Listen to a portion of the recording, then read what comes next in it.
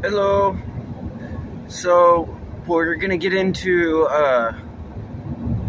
some of the aspects of sigil construction that you might have briefly heard of, but nevertheless, uh, you can read a lot of stuff on how to get the sigil to fire, how to fire it off, essentially how to get it to work.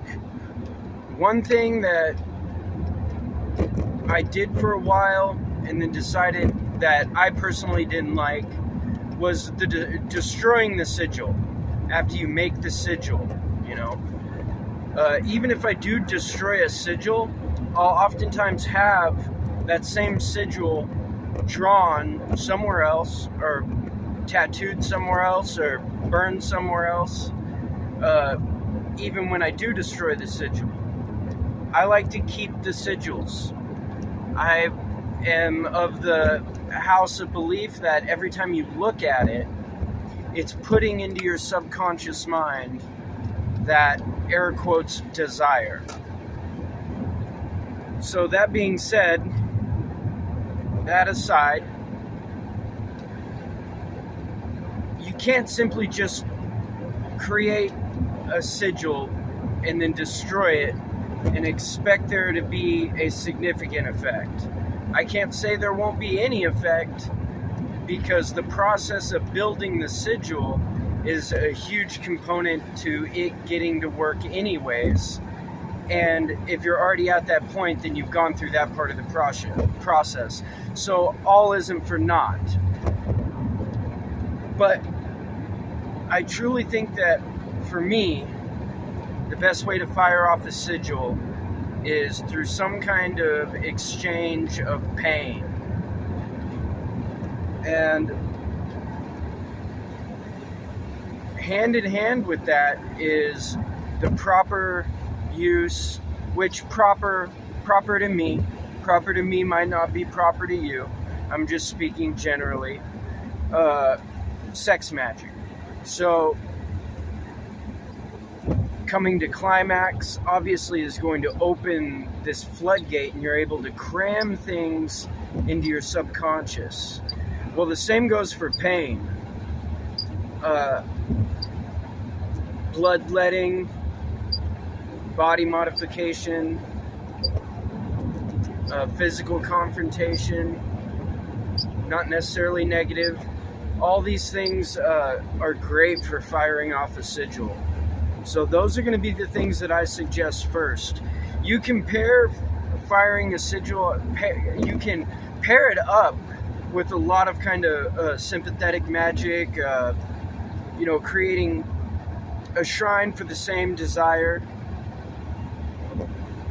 This is if you haven't forgot the sigil. So this is the next thing I want to talk about real quick. I'll talk more about it, but I want to encapsulate a good amount of stuff for you to work with in this video. But I've read many different. There's a lot of ways to forget the desire that you've put into the sigil. But out of all the methods that I've come across and all the sifting I've done to find the gold, I've found one that for me is the best for two reasons. One is the process isn't nearly as long. So instead of months, even years to forget a sigil, days or maybe weeks, and you can have a sigil forgotten. This is the process. It goes like this. You create the sigil. Whatever the desire is, make typically 5 sigils of the same idea. So for example, somebody might write a sigil that says, I am good at studying Then make another one that says, I am good at comprehending what I read. Then make another one that says, I have a good memory. Then make another one that says, I can focus when learning about this topic. So all of these things, if you can get any of these to fire off, they're going to help you with the original desire, the basic desire, air quotes desire. I don't want to use will because it can get a little muddy. For me, will is a little bit complicated. I think for a lot of Thelemites, the term will is loaded in a good way, but we often find ourselves needing to find different, well, I'll speak for myself. I often find myself needing to find different language for that. So I'm going to say air quotes desire, a little tongue-in-cheek. So all 5 of these are going to benefit you in the one thing. Now make these sigils look kind of similar, okay? One way of doing this is to find, let's say you have an I and a T and an F, and you want to condense it down into one image. Well, that I is already in there in the T, and the F is in there too. You just have to add one more little leg to the right side. Now you have a shape that looks like a T with an extra leg on one side. You've just condensed I, T, and F down into one symbol. Do this with all 5 of them, blending them together and finding places where you can abridge it down the most. I do believe that the more simplistic a sigil looks doesn't coincide with maybe the desire being written short.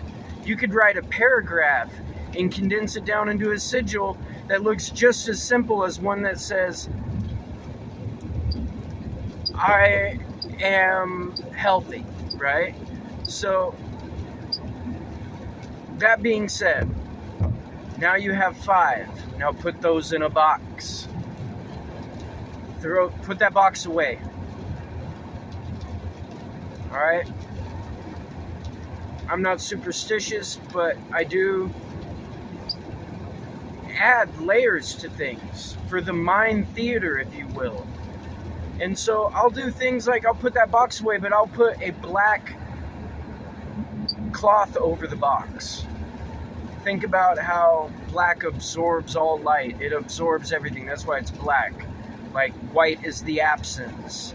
Black is like absorbing everything. So kind of like a way for me to have a communication in my head that I don't want anything to get into or corrupt these sigils. So somebody might look at that literally. You know, somebody practicing witchcraft might look at that literally. A chaos magician or somebody who practices magic who's an atheist would still be able to do that same practice and it'd be completely valid. And by valid, I mean you're not doing it for no reason.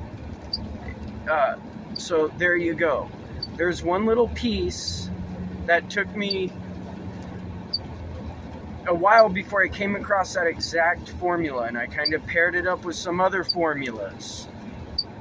By that I mean little things that I'm doing, like the cloth, the putting it in a box, the making the sigil similar in the way that I described, the making more than one sigil on the same topic.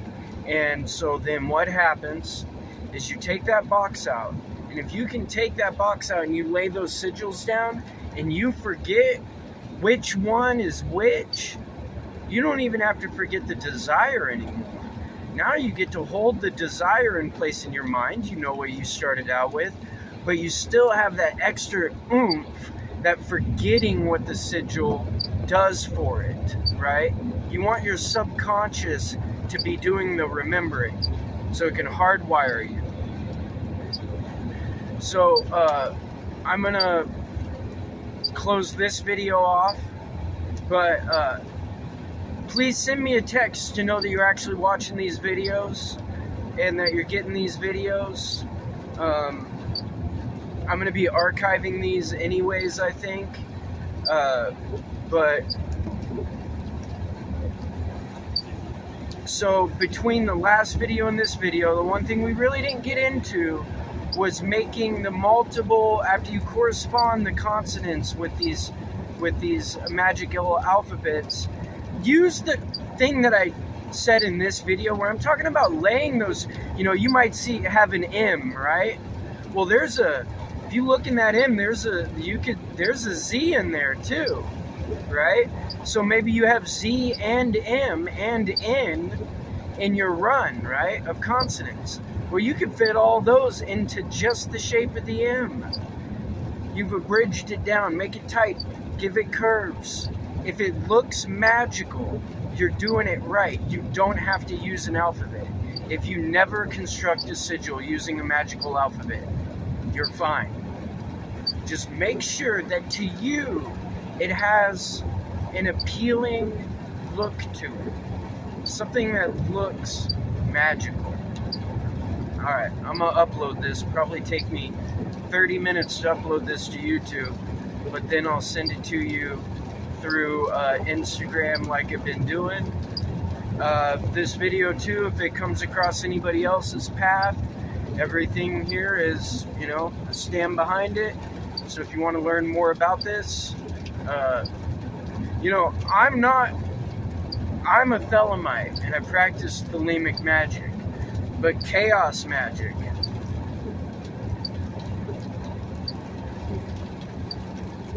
is a more honest way of describing my daily practice. I'll give you some writers to look into, some known foundation layers of chaos magic. But honestly, I think you should start with Austin Osman Spare. I might, if you message me back and let me know you're getting these videos, I might include some interesting stories that I've heard about Spare over the years that kind of go to show how a lot of this type of magic you don't need faith for sigil working to work. So look out. You hear people say, don't dabble. Dabble. Don't be afraid. I'll do everything. I'll play with the Ouija board and scry a black mirror naked in the woods in the dark in the middle of the night. Don't be afraid. But this is a psychology, I guess, is one way to put it. So, in the introduction into the Goetia that I believe Mathers and Crawley worked on, in that introduction, he talks about archetypes. He talks about these things that are in us, and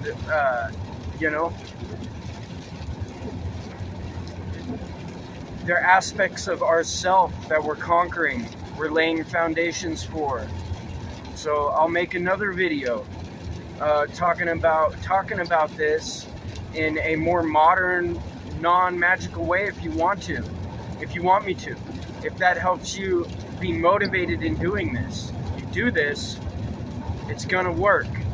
There's a few of these very simple practices. If you do them, they will work. Candle magic, sigil crafting, talismans, divination. There's more going on there than people who are not initiated realize. Okay? Look into EMDR therapy. There's always going to be different names for these things. Alright. I hope you enjoyed this video. If you message me back, let me know you actually saw it. I'll make another one.